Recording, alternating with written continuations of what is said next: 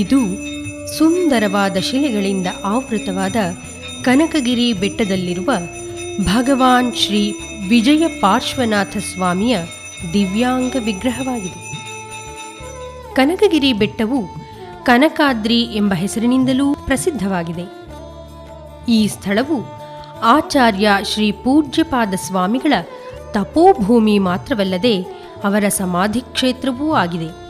ಈ ಕ್ಷೇತ್ರವು ಕರ್ನಾಟಕ, ಕೇರಳ ಹಾಗೂ ತಮಿಳುನಾಡು ರಾಜ್ಯಗಳ ತ್ರಿಕೋನ ಸ್ಥಾನದಲ್ಲಿರುವ ಮಲೆಯೂರು ಗ್ರಾಮಕ್ಕೆ ಸೇರಿದೆ. ಮಲೆಯೂರು ಪ್ರಾಚೀನ ಗ್ರಾಮವೆಂದು ಇತಿಹಾಸ ಹಾಗೂ ಶಾಸನಗಳಿಂದ ತಿಳಿದುಬರುತ್ತದೆ. ಇಲ್ಲಿ 1000 ವರ್ಷದಷ್ಟು ಹಳೆಯದಾದ ಆದಿನಾಥ ತೀರ್ಥಂಕರರ ಬಸದಿ ಹಾಗೂ ಗ್ರಾಮದೇವತೆ ಮಾರಿಯಮ್ಮನ ದೇವಾಲಯವಿದ್ದು, ಇಲ್ಲಿ ದಿನನಿತ್ಯ ಜೈನ ಸಂಪ್ರದಾಯದಂತೆ ಪೂಜೆ ಅಭಿಷೇಕ ನಡೆಯುತ್ತದೆ. ಭಗವಾನ್ ಶ್ರೀ ವಿಜಯ ಪಾರ್ಶ್ವನಾಥ ಸ್ವಾಮಿಯ ದರ್ಶನ ಪಡೆಯಲು ಸುಮಾರು 300 ಮೆಟ್ಟಿಲುಗಳನ್ನು ಹತ್ತಬೇಕು.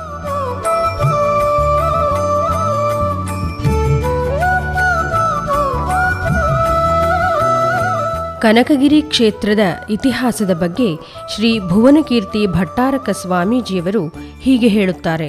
ಸುಮಾರು 1500 ವರ್ಷಗಳ ಹಿಂದೆ ಈ ಕ್ಷೇತ್ರದಲ್ಲಿ ಈ ಪ್ರದೇಶವನ್ನು ಆಳಿರ್ತಕ್ಕಂತಹ ಭಾರತದ ಪ್ರಸಿದ್ಧ ಮನೆತನಗಳಲ್ಲಿ ಒಂದಾಗಿರ್ತಕ್ಕಂತಹ ಗಂಗಾ ವಂಶವು ಕೂಡ ಇದೇ ಪ್ರದೇಶದಲ್ಲಿ ರಾಜ್ಯವನ್ನು ಆಳಿರ್ತಕ್ಕಂಥದ್ದಾಗಿದೆ. ದುರ್ವಿನೀತ ಅಂತಕ್ಕಂತಹ ಗಂಗದೊರೆ ಕ್ರಿಸ್ತಶಕ ಸುಮಾರು 4 ಮತ್ತು 5ನೇ ಶತಮಾನದಲ್ಲಿ ಈ ಕನಕಗಿರಿ ಬೆಟ್ಟದ ಮೇಲೆ ಶಿಲಾಮಯವಾಗಿರ್ತಕ್ಕಂಥ ಭವ್ಯ ಜಿನಾಲಯವನ್ನು ಕಟ್ಟಿರುತ್ತಾನೆ. ಪಾರ್ಶ್ವನಾಥ ತೀರ್ಥಂಕರ 23ನೇಯ ತೀರ್ಥಂಕರನನ್ನು ಪ್ರತಿಷ್ಠಾಪಿಸಿ ಅಂದಿನಿಂದಲೂ ಸುಮಾರು 1500 ವರ್ಷಕ್ಕೂ ಕೂಡ ಹೆಚ್ಚು ಕಾಲದವರೆಗೆ ಮೈಸೂರಿನ ಈ ಪ್ರದೇಶದಲ್ಲಿ ಪಾರ್ಶ್ವನಾಥ ಸ್ವಾಮಿಯ ಆರಾಧನೆ ನಮ್ಮ ರಾಜ್ಯದಲ್ಲಿ ನಡ್ಕೊಂಡು ಬಂದಿರತಕ್ಕಂಥದ್ದನ್ನು ನೋಡ್ತಾ ಇದ್ದೇವೆ. ಈ ಪಾರ್ಶ್ವನಾಥ ಸ್ವಾಮಿನ ವಿಜಯ ಪಾರ್ಶ್ವನಾಥ ಅಂಥೇಳಿ ಈ ರಾಜಮನೆತನದವರು ಆರಾಧಿಸಿಕೊಂಡು ಬಂದಿರ್ತಾರೆ. ಇಲ್ಲಿನ ಪ್ರಕೃತಿ ನಿರ್ಮಿತ ಗುಹೆಗಳಲ್ಲಿ ಶ್ರೀ ಪೂಜ್ಯಪಾದ ಗುಹೆ, ನಾಗಾರ್ಜುನ ಗುಹೆ, ಪದ್ಮಾವತಿ ಗುಹೆಗಳು ಪ್ರಸಿದ್ಧವಾಗಿವೆ. ಶ್ರೀ ಪೂಜ್ಯಪಾದ ಗುಹೆ ಮಹರ್ಷಿ ಆಚಾರ್ಯ ಪೂಜ್ಯಪಾದರು ತಪಸ್ಸು ಮಾಡಿದ ಸ್ಥಳ. ಬೆಟ್ಟದ ಮೇಲೆ ಸುಂದರವಾದ ಮಂಟಪಗಳಲ್ಲಿ 24 ತೀರ್ಥಂಕರರ ಸುಂದರ ಚರಣ ಪಾದುಕೆಗಳು ಸ್ಥಾಪಿತವಾಗಿವೆ. ಇಷ್ಟೇ ಅಲ್ಲದೆ ಪ್ರಾಚೀನ ಕನ್ನಡ ಭಾಷೆಯ ಲಿಪಿಯಲ್ಲಿ ಮುನಿ ಸಮಾಧಿಗೆ ಸಂಬಂಧಿಸಿದ ಶಿಲಾಲೇಖಗಳಿವೆ. ತಾಳೆಗರಿಯ ಮೇಲೆ ಬರೆದಿರುವ ಗ್ರಂಥಗಳನ್ನು ಸಂರಕ್ಷಿಸಲಾಗಿದೆ. ಇಲ್ಲಿ ದೊರೆತಿರುವ ಶಾಸನಗಳಲ್ಲಿ ವಿಜಯನಗರದ ಹರಿಹರರಾಯ ಹಾಗೂ ಹೊಯ್ಸಳ ರಾಜನೊಬ್ಬ ಕನಕಗಿರಿಯಲ್ಲಿರುವ ವಿಜಯ ಪಾರ್ಶ್ವನಾಥ ಸ್ವಾಮಿಯನ್ನು ಪೂಜಿಸಿ ವಿಜಯಿಯಾದ ಬಗ್ಗೆ ತಿಳಿದುಬರುತ್ತದೆ. ಪೂಜ್ಯಪಾದ ಮುನಿಗಳ ಕಾಲದಿಂದಲೂ ಕೂಡ ಜೈನರಿಗೆ ಬಹಳ ಸಿದ್ಧವಂತ ಕ್ಷೇತ್ರ ಅಂತ ಹೇಳಿದರೆ ತಪ್ಪಾಗಲಾರದು. ರಾಹು ಮತ್ತು ಕೇತು ದೋಷ ಇರತಕ್ಕಂಥವರು ಕೂಡ ಇಲ್ಲಿ ಬಂದು ತಮ್ಮ ತೊಂದರೆಗಳನ್ನು ನಿವಾರಣೆ ಮಾಡಿಕೊಳ್ಳೋದಕ್ಕೆ ಇಲ್ಲಿ ಪೂಜೆಯನ್ನು ಮಾಡಿಸ್ತಕ್ಕಂಥದ್ದು ಬಹಳ ಪ್ರಸಿದ್ಧಿ. ಇದು ದೇಶದ ಎಲ್ಲ ಮೂಲೆಗಳಿಂದ ಈ ಒಂದು ಕಾರಣಕ್ಕಾಗಿ ಭಾಳಷ್ಟು ಭಕ್ತರು, ಕೇವಲ ಜೈನರಲ್ಲದೆ ಬೇರೆ ಧರ್ಮಕ್ಕೆ ಸೇರಿದಂಥ ಹಿಂದೂ ಧರ್ಮಕ್ಕೆ ಸೇರಿದಂಥವರು ಕೂಡ ಈ ಕ್ಷೇತ್ರಕ್ಕೆ ಬರ್ತಾರೆ. ಇಲ್ಲಿ ಮೈಸೂರಿನ ಮಹಾರಾಜರು ಕೂಡ ರಾಹು ಮತ್ತು ಕೇತು ದೋಷಕ್ಕೆ ಅದು ಪರಿಹಾರ ಆಗಬೇಕು ಅಂಥೇಳಿ ಒಂದು ಮೂರ್ತಿಯನ್ನು ಕೂಡ ಅವರ ಕಾಲದಲ್ಲಿ ಸ್ಥಾಪನೆ ಮಾಡಿದ್ದಾರೆ. ಇಲ್ಲಿ ಚಂದ್ರಸಾಗರ ಮಹಾರಾಜರು ಭಾಳ ಸಿದ್ಧಿ ಪುರುಷರು, ಅವರು ಕೂಡ ಈ ಕ್ಷೇತ್ರವನ್ನು ಭಾಳಷ್ಟು ಮುನ್ನಡೆಸ್ಕೊಂಡ್ಬಂದರು.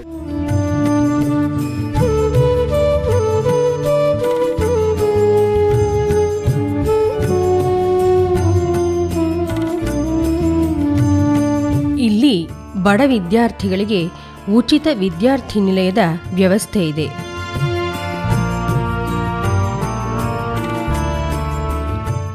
ವರ್ಷದ ನಂತರ ಈ ಕ್ಷೇತ್ರದಲ್ಲಿ ಮತ್ತೊಮ್ಮೆ ಧಾರ್ಮಿಕ ಹಿನ್ನೆಲೆಯನ್ನು ಇಟ್ಕೊಂಡು ಅಭಿವೃದ್ಧಿ, ಜೀರ್ಣೋದ್ಧಾರ ಮತ್ತು ಎಲ್ಲ ಧರ್ಮಾಭಿಮಾನಿಗಳು, ಯಾತ್ರಾರ್ಥಿಗಳು, ಪ್ರವಾಸಿಗರು ಈ ಸ್ಥಳಕ್ಕೆ ಬಂದು ಇಲ್ಲಿಯ ಇತಿಹಾಸ, ಕಲೆ, ಸಂಸ್ಕೃತಿ, ಧರ್ಮವನ್ನು ಬೆಳೆಸ್ಕೊಳ್ಳೋದಕ್ಕೆ ಅನುಕೂಲವಾಗಿರತಕ್ಕಂಥ ವಾತಾವರಣವನ್ನು ಮತ್ತೊಮ್ಮೆ ನಾವು ಮಾಡಿಕೊಡಬೇಕಾಗಿದೆ.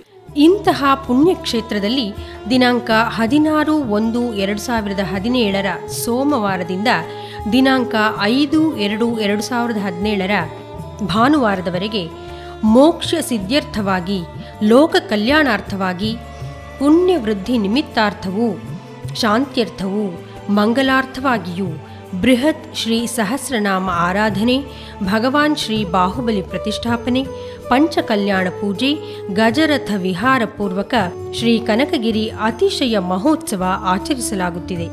ಈ ಬೃಹತ್ ಬಾಹುಬಲಿ ಮೂರ್ತಿಯ ದಾನಿಗಳು ಮೈಸೂರಿನ ಶ್ರೀ ವಿಶಾಲೇಂದ್ರರು ಹಾಗೂ ಇದರ ಶಿಲ್ಪಿ ಶ್ರೀ ಅಶೋಕ ಗುಡಿಗಾರವರು. ಒಮ್ಮೆ ನಾನು ಶ್ರಾವಣಬೆಳಗೊಳಕ್ಕೆ ಹೋಗಿದ್ದೆ. ಮೂರ್ತಿ ಮಾಡಿಸೋಕ್ಕೂ ಮುಂಚೆ 1-2 ತಿಂಗಳು ಮುಂಚೆ ಶ್ರಾವಣಬೆಳಗೊಳಕ್ಕೆ ಹೋದಾಗ ಅಲ್ಲಿ ಭಗವಾನ್ ಬಾಹುಬಲಿ ಸ್ವಾಮಿನ ಬೆಟ್ಟದ ಮೇಲೆ ನಮಗೂ ಆ ಸ್ವಾಮಿಗೂ ಒಂದು ಕನಿಷ್ಠ ಅಂದರೆ 1/4 ಗಂಟೆ ತನಕ ಒಂದೇ ಸಮ ಸ್ವಾಮಿನ ದರ್ಶನ ಮಾಡ್ತಾಯಿದ್ದೆ.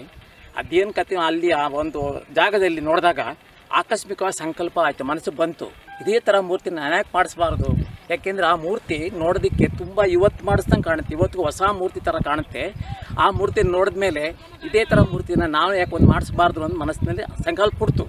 ಅದಕ್ಕೆ ಅವರು ಕನಕಗಿರಿ ಸರಿಯಾದ ಒಂದು ಕ್ಷೇತ್ರ, ಅಲ್ಲಿ ನೀವು ಸ್ಥಾಪನೆ ಮಾಡಿ ಅಂತೇಳಿ ನನಗೆ ಇಲ್ಲಿಯ ಸ್ವಾಮೀಜಿಯವರು ಸಹ ಕನಕಗಿರಿ ಸ್ವಾಮೀಜಿಯವರು ಸಹ ನಮಗೆ ನಿರ್ದೇಶನ ಕೊಟ್ಟರು.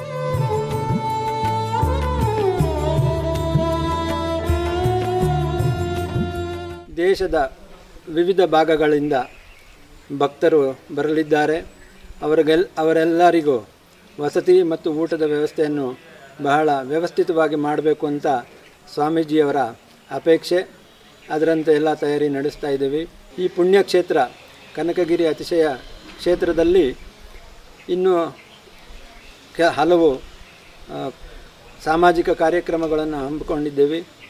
ಅದರಲ್ಲಿ 5555 ಜನಗಳ ಒಂದು ಕಾರ್ಯಕ್ರಮ. ಅದೇನೆಂದರೆ 1100 ಜನಕ್ಕೆ ಹೃದಯ ತಪಾಸಣೆ, 1111 ಜನಕ್ಕೆ ಕೃತಕ ಕಾಲು ಜೋಡಣೆ ಮತ್ತು 1111 ಜನಕ್ಕೆ ಕಣ್ಣಿನ ತಪಾಸಣೆ.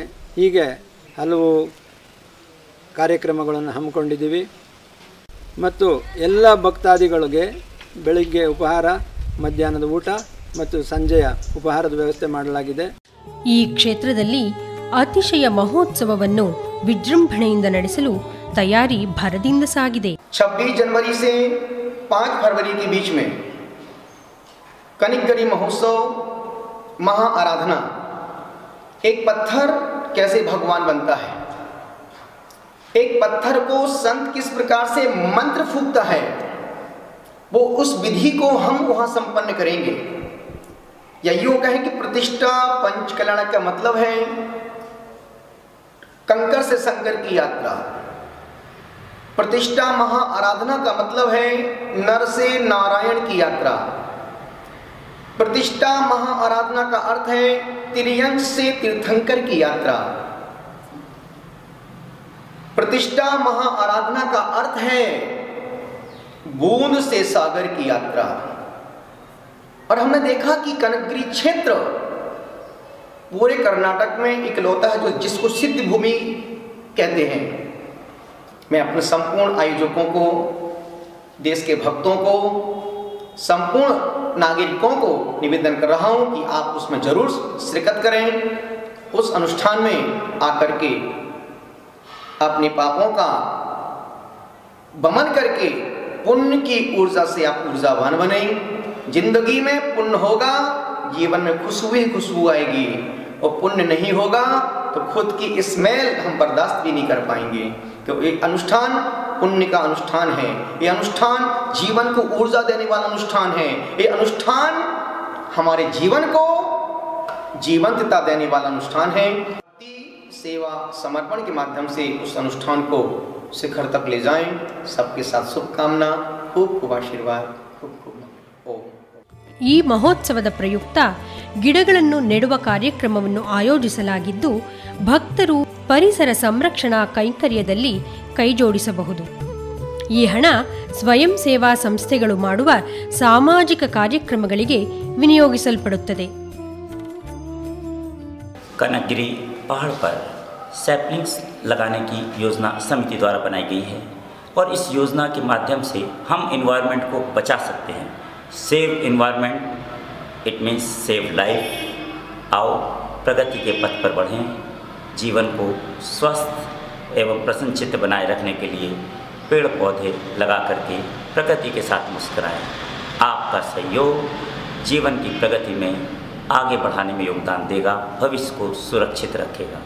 इसके अतिरिक्त वहाँ पर होने वाले कलशाभिषेक में वहाँ के लिए कलश आरक्षित करा सकते हैं और रुकने की व्यवस्थाएं, ठहरने की व्यवस्थाएं, आने जाने की व्यवस्थाओं को व्यवस्थित रखने के लिए, सब फैसिलिटीज़ के सुविधाओं का लाभ उठाने के लिए ऑनलाइन बुकिंग करें inroads.in।